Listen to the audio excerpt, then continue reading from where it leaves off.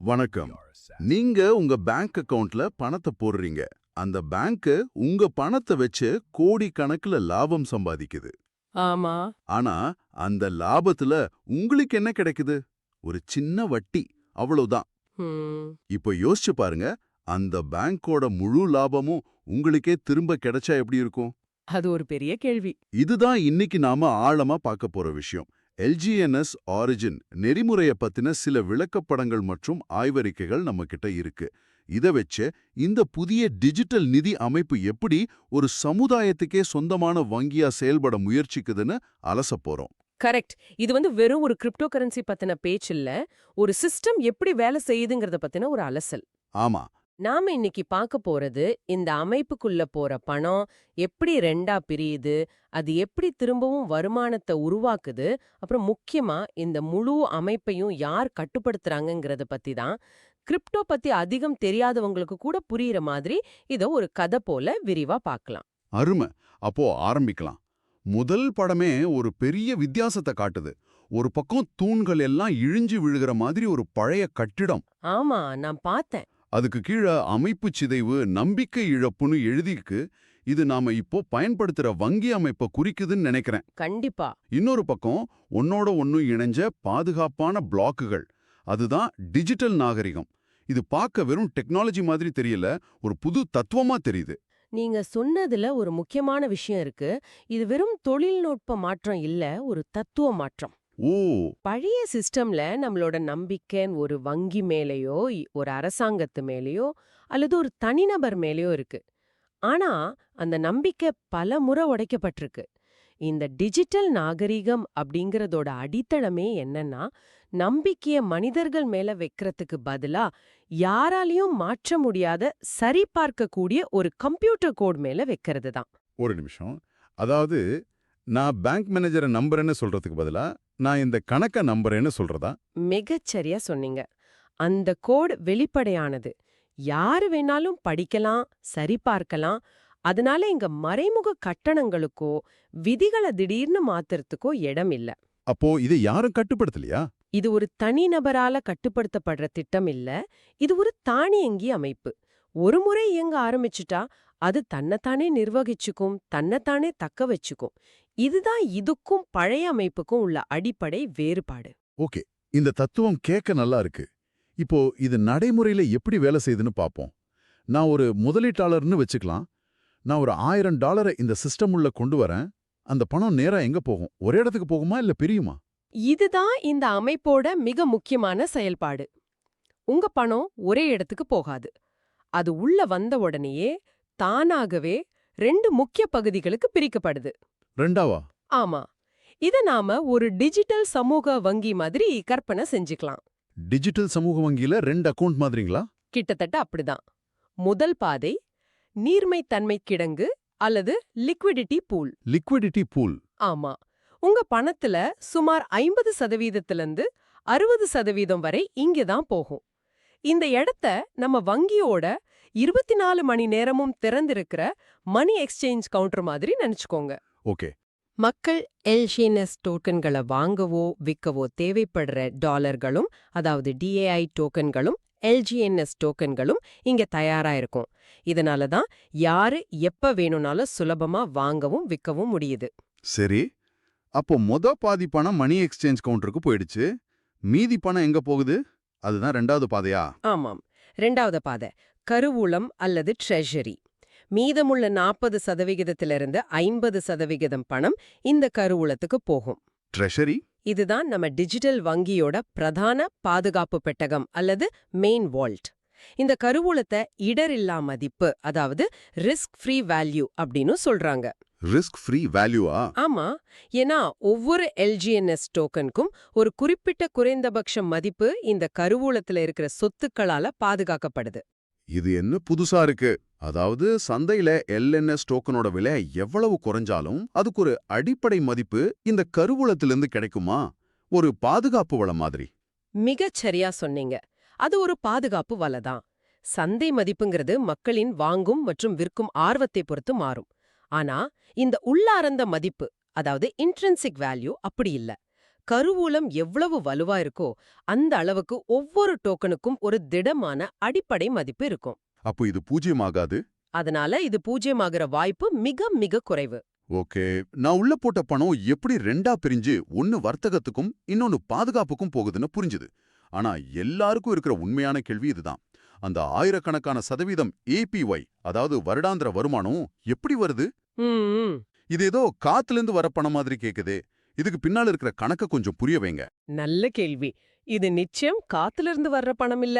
இதுக்கு தெளிவான கணித அடிப்படை இருக்கு. மறுபடியும் நம்ம பேங்க் உதாரணத்துக்கே வருவோம். சரி.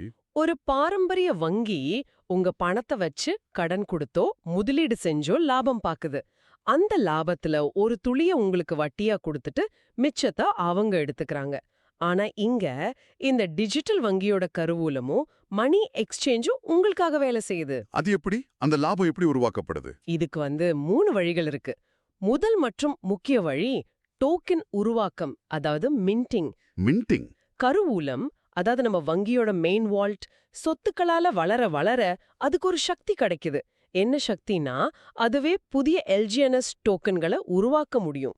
இத நம்ம பேங்க் தன்னோட லாபத்துல இருந்து மெம்பர்களுக்கு டிவிடெண்ட் கொடுக்கற மாதிரி புரிஞ்சுக்கலாம். ஓ. இந்த புதிதா உருவாக்கப்பட்ட டோக்கன்கள் தான் ஸ்டேக்கிங் செஞ்சவங்களுக்கு, அதாவது இந்த சிஸ்டம் மேல நம்பிக்கை வச்சு தங்களுடைய டோக்கன்களை பூட்டி வச்சவங்களுக்கு வெகுமதியா கொடுக்கப்படுது. ஒரு நிமிஷம் இல்லைங்க. புதிய டோக்கன்களை உருவாக்குறதுன்னு சொல்றீங்க. நம்ம ஊர்ல அரசாங்கம் பணத்தை அச்சடிக்கிற மாதிரி தானே இதுவும்? ஆமா, அந்த கேள்வி வரும். அப்படி செஞ்சா பணவீக்கம் வந்து நம்ம கையில இருக்கிற டோக்கனோட மதிப்பு குறைஞ்சிடாதா? மிக முக்கியமான கேள்வி. இதுதான் பலரும் கேக்குறாங்க. இங்க ஒரு சின்ன ஆனா முக்கியமான வித்தியாசம் இருக்கு. அரசாங்கம் பணத்தை அச்சடிக்கிறதுக்கு எந்த ஒரு உறுதியான சொத்து பாதுகாப்பும் இருக்க வேண்டிய அவசியம் இல்ல. சரி. ஆனா இங்க கருவூலத்துல எவ்வளவு சொத்துக்கள் சேருதோ அதுக்கு ஏத்த மாதிரி தான் புதிய டோக்கன்கள் உருவாக்கப்படுது. கருவூலம் வளரலனா புதிய டோக்கன்கள் உருவாக்கப்படாது. ஓ, அப்போ இது கட்டுப்பாடற்ற உருவாக்கம் இல்ல. இல்ல, இது கருவூலத்தின் வளர்ச்சியை பொறுத்த கட்டுப்படுத்தப்பட்ட உருவாக்கம். அதனால ஒவ்வொரு புதிய டோக்கனுக்கும் பின்னால ஒரு உண்மையான மதிப்பு இருக்கு. இது வெறும் காலி காகிதத்தை அச்சடிக்கிற மாதிரி இல்ல. சரி, இது முதல் வழி. ரெண்டாவது வழி என்ன? ரெண்டாவது, கூட்டு வட்டியின் அசுர சக்தி. இந்த வெகுமதிகள், அதாவது புதுசா உருவாக்கப்பட்ட டோக்கன்கள் வருஷத்துக்கு ஒரு முறை இல்ல, மாசத்துக்கு ஒரு முறை கூட இல்ல. அப்போ ஒவ்வொரு 8 மணி நேரத்துக்கும் ஒரு முறை உங்க அக்கவுண்ட்டுக்கு வந்து சேரும். இத ரீபேஸ்னு சொல்வாங்க. ஒவ்வொரு 8 மணி நேரத்துக்கா? ஆமா. இதனால என்ன நடக்குதுன்னா, உங்க டோக்கன்கள் வேலை உங்களுக்கு வட்டி கிடைக்குது. அந்த வட்டி மேலையும் அடுத்த 8 மணி நேரத்துல வட்டி கிடைக்குது. இதனால உங்க டோக்கன்களோட எண்ணிக்கை அதிவேகமா வளருது. வாவ். உதாரணத்துக்கு 100 டோக்கன் வச்சிருந்தா அது ஒரு வருஷத்துல 800 டோக்கனா மாற வாய்ப்பிருக்கு. இதுதான் அந்த பெரிய ஏபிஒய் நம்பருக்கு பின்னால இருக்கிற கணக்கு. கூட்டு வட்டியோட சக்தி இவ்வளவு வேகமா வேலை செய்யுமா? சரி, மூணாவது வழி. மூணாவது வழி வர்த்தக கட்டணம். நாம முதல்ல பார்த்தோமே அந்த மணி எக்ஸ்சேஞ்ச் கவுண்டர், அதாவது லிக்விடிட்டி பூல். ஆமா. அங்க நடக்கிற ஒவ்வொரு பரிவர்த்தனைக்கும், அதாவது மக்கள் எல்என்ஜிஎஸ் டோக்கன்களை வாங்கும் போதும் விற்கும் போதும் ஒரு சின்ன கட்டணம் வசூலிக்கப்படும். இந்த கட்டணம் வேற யாருக்கும் போகாது.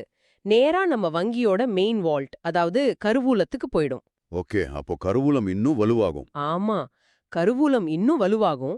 இன்னும் அதிக டோக்கன்களை வெகுமதியா கொடுக்க முடியும். ஆக வருமானம்ங்கிறது இந்த 3 வழிகள்ல இருந்தும் தொடர்ந்து வந்துகிட்டே இருக்கு. ஓகே, பணம் எப்படி உள்ள வருது, எப்படி லாபம் பெருகி வெளியே வருதுங்கிற மெக்கானிக்ஸ் இப்போ தெளிவா புரியுது. ஆனா கிரிப்டோ உலகத்துல புத்திசாலித்தனமான திட்டங்கள் கூட காணாம போயிருக்கு. அது உண்மைதான். ரக் புல்னு சொல்ற ஏமாத்து வேலைகள் நடந்திருக்கு. இந்த அமைப்பு நிலையானது, பாதுகாப்பானதுன்னு எப்படி நம்புறது? இதை உருவாக்குனவங்க திடீர்னு எல்லா பணத்தையும் எடுத்துட்டு ஓடிட்டா என்ன பண்றது? இதுதான் எல்லார் மனசுலயும் இருக்கிற அடிப்படை கேள்வி. இதுதான் $1,000,000 கேள்வி. ஒரு சிஸ்டம் எவ்வளவு லாபம் தருதுங்கிறத விட அது எவ்வளவு பாதுகாப்பானதுங்கிறது தான் முக்கியம்.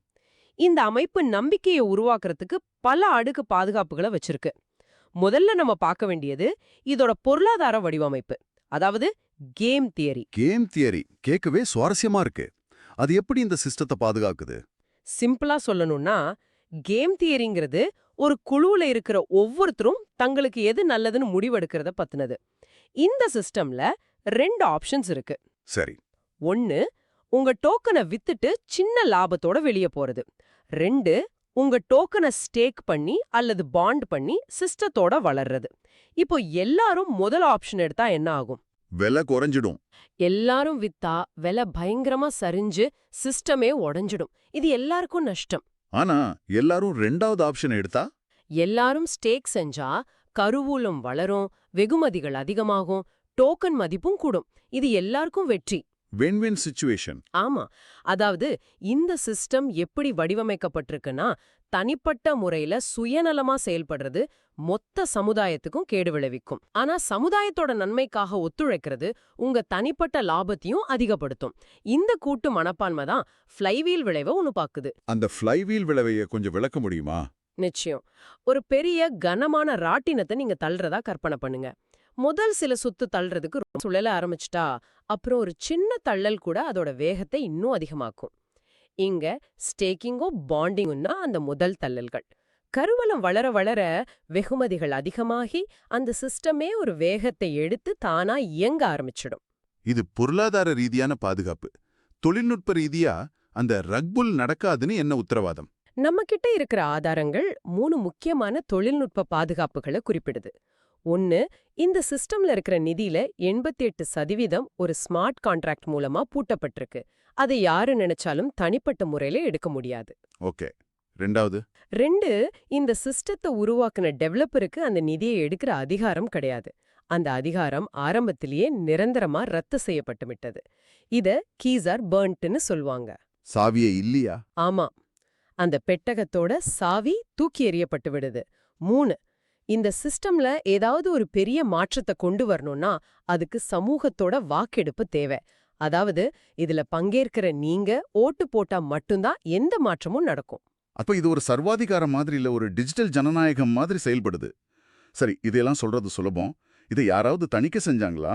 இதுக்கு ஏதாவது அங்கீகாரம் இருக்கா? கண்டிப்பா. இந்த திட்டம் சில மாசத்துல அவசர அவசரமா உருவாக்குனதில்ல. இதுக்கு பின்னால 14 வருஷம் ஆராய்ச்சி இருக்குன்னு ஆதாரங்கள் சொல்லுது. 14 வருஷமா? ஆமா, அது மட்டும் இல்லாம உலகின் முன்னணி பிளாக் செயின் தணிக்கை நிறுவனமான சர்டிக் இத முழுமையா தணிக்கை செஞ்சு மிக உயர்ந்த பாதுகாப்பு மதிப்பெண் கொடுத்திருக்காங்க. ஆனா சர்டிக் சர்டிபிகேட் மட்டுமே போதுமா? தணிக்கை செய்யப்பட்ட திட்டங்கள் கூட தோல்வி அடைஞ்சிருக்கு. நல்ல பாயிண்ட். இல்ல, அது மட்டுமே போதாது. அதனால தான் நான் சொன்னேன், தொழில்நுட்ப பாதுகாப்பு, பொருளாதார வடிவமைப்பு, சமூக கட்டுப்பாடுன்னு இந்த 3 சேரும்போது தான் உண்மையான பாதுகாப்பு உருவாகுது. தணிக்கைங்கிறது ஒரு அடுக்கு தான். ஆனா டெவலப்பர்களுக்கே பணத்தை எடுக்க அதிகாரம் இல்லாததும் எந்த மாற்றத்துக்கும் சமூக வாக்கெடுப்பு தேவைப்படுறதும் தான் உண்மையான பாதுகாப்பு வலைகள். இவ்வளோ நேரம் பேசினதை வச்சு பார்க்கும்போது இது ஒரு வெளிப்படையான தானியங்கி சமுதாயத்தால் நிர்வகிக்கப்படும் வங்கி மாதிரி வடிவமைக்கப்பட்டிருக்குன்னு தோணுது. ஆமா, இங்க லாபம் ஒரு நிறுவனத்தோட முதலாளிக்கு போறதுக்கு பதிலா அந்த வங்கியோட உறுப்பினர்களான நமக்கே வெளிப்படையான கணித விதிகள் படி பிரிச்சு தரப்படுது. இது ஒரு பெரிய சிந்தனை மாற்றம். இறுதியா இது உங்ககிட்ட ஒரு கேள்விய முன்வைக்குது. ஒரு படத்துல வர்ற மாதிரி, நீங்க ஒரு சுற்றுலா பயணியா அல்லது ஒரு குடிமகனா? டிஜிட்டல் பொருளாதாரத்துல நீங்க ஒரு குறுகிய கால பார்வையாளரா, அதாவது ஒரு டூரிஸ்டா இருந்துட்டு போக போறீங்களா? இல்லைனா இந்த டிஜிட்டல் நாகரிகத்தை உருவாக்குறதுல பங்கேற்கிற ஒரு நீண்ட கால குடிமகனா இருக்க போறீங்களா? ரொம்ப ஆழமான கேள்வி. ஏன்னா இங்க ஒரு முக்கியமான வரி இருக்கு. அறிவு இஸ் ஈக்குவல் டு பணம். இந்த சிஸ்டம் எப்படி வேலை செய்யுதுன்னு நீங்க எந்த அளவுக்கு ஆழமா புரிஞ்சுக்கிறீங்களோ அந்த அளவுக்கு உங்களால புத்திசாலித்தனமான முடிவுகளை எடுக்க முடியும். இதோட உண்மையான சக்தியே இத புரிஞ்சுக்கிறதுல தான் அடங்கியிருக்கு. இது வெறும் பணத்தை பத்தினது இல்ல, ஒரு புதிய பொருளாதார அமைப்பை பத்தினது.